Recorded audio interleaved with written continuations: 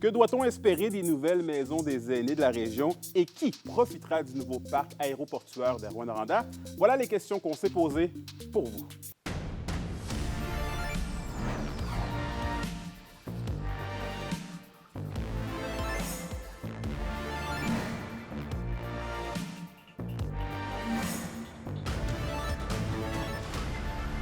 Ici Anthony Dallaire et voici vos informations. On commence le bulletin en santé. Après une longue attente, voilà que les maisons des aînés et alternatives de Val-d'Or et de Rouyn-Noranda ouvrent officiellement leurs portes. Félix Blaquière était sur place.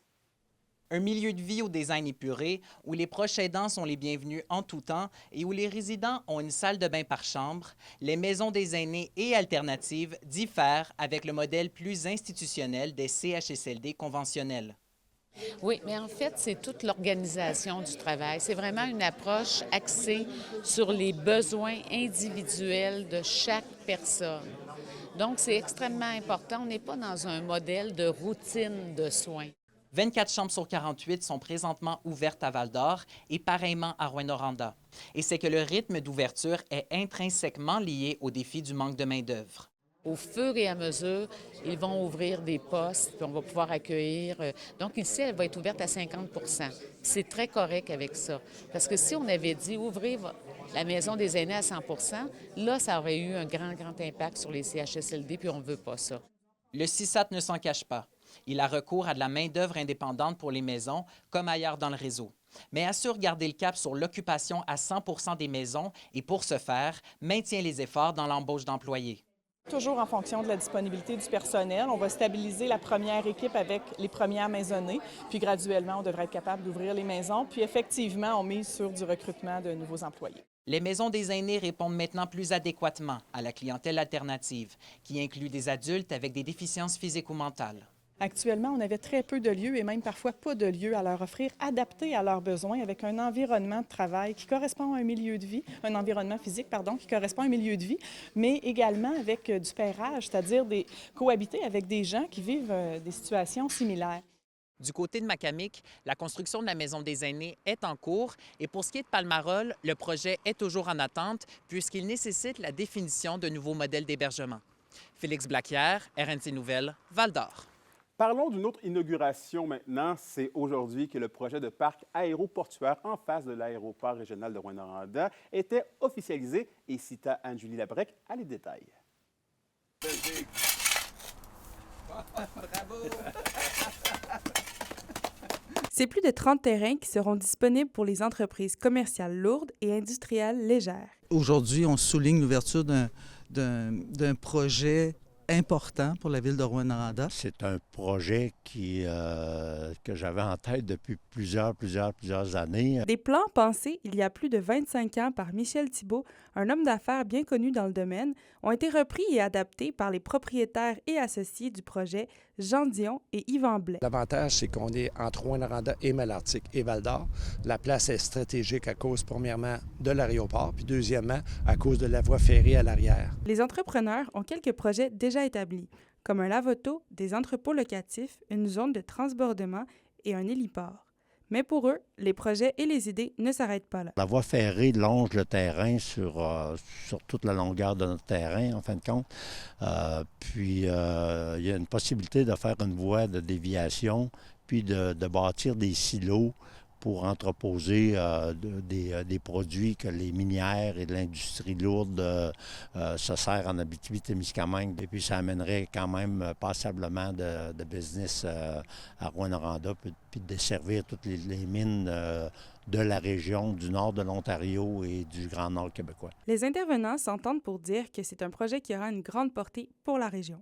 La mairesse de Rouyn-Noranda, Diane Dallaire, se réjouit de l'initiative. Mais c'est certain que ça vient encore dynamiser tout le secteur de l'aéroport chez nous, qui est déjà l'aéroport régional qui est déjà très achalandé.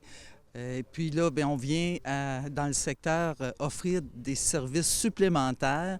Alors, c'est clairement une bonne nouvelle pour la ville de Rouyn-Noranda. Les promoteurs attendent encore des autorisations du gouvernement afin de pouvoir accueillir les entreprises qui souhaitent s'établir au parc aéroportuaire. C'est à Anne-Julie Labrec, RNC Nouvelles, Rouyn-Noranda.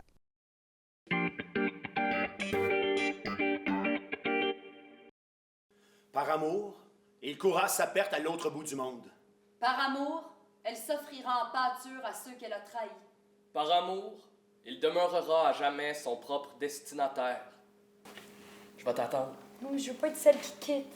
Je veux pas être celui qui reste. Bill.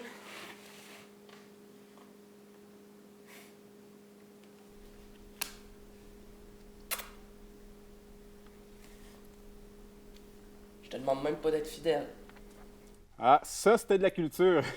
Et qui dit week-end dit aussi suggestion culturelle. Pour nous en parler, qui d'autre que notre chroniqueuse culturelle, Justine. Bonsoir. Bonsoir, Anthony.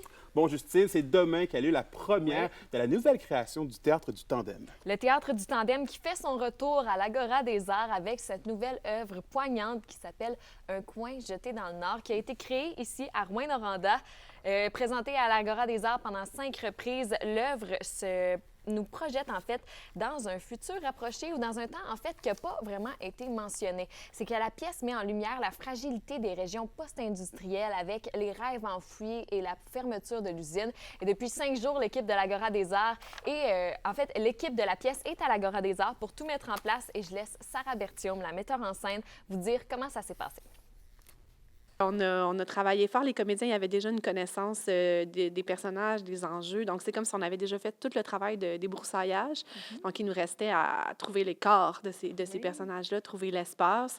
Puis donc, c'était super stimulant de travailler avec les concepteurs, conceptrices pour trouver aussi la scénographie, la musique, les costumes. Donc, on a vraiment vu naître cet univers-là. Donc, c'était un super beau processus.